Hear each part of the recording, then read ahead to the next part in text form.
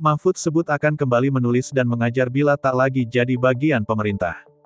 Calon Wakil Presiden nomor urut 3 Mahfud MD mengungkapkan bahwa ia akan kembali menulis dan mengajar apabila tidak lagi menjadi bagian dari pemerintahan. Hal ini disampaikan Mahfud menjawab pertanyaan warga terkait kontribusi yang dapat ia berikan kepada para eksil bila sudah tidak berada di pemerintahan.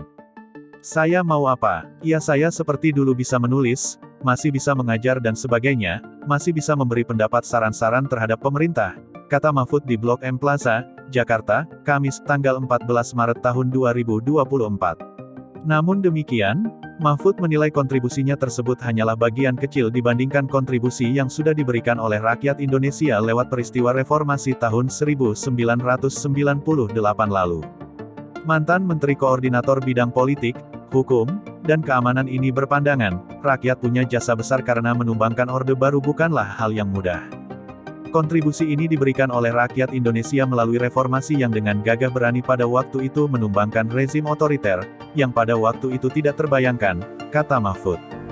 Mahfud menuturkan, setelah Orde Baru runtuh, pemerintahan di era reformasi pun membuat kebijakan-kebijakan yang anti-diskriminasi, misalnya menghapus screening terhadap mereka yang dianggap terafiliasi Partai Komunis Indonesia (PKI). Para terduga PKI yang mendekam di tahanan juga dibebaskan satu persatu, bahkan pemerintah kini mempersilakan para eksil yang terjebak di luar negeri karena dituduh PKI, untuk kembali ke tanah air. Menurut Mahfud, hal yang penting diupayakan untuk masa depan adalah membangun negara yang demokratis dan konstitusional agar tidak ada lagi kebijakan-kebijakan yang diskriminatif. Artinya apa? Kedaulatan rakyat itu harus seiring dengan kedaulatan hukum. Kadangkala kalau hukum dibelok-belokkan itu berbahaya. Kadangkala hukum itu bisa dijadikan alat oleh kekuasaan untuk sewenang-wenang, tapi bisa dijadikan alat untuk membangun kesejahteraan, kata dia.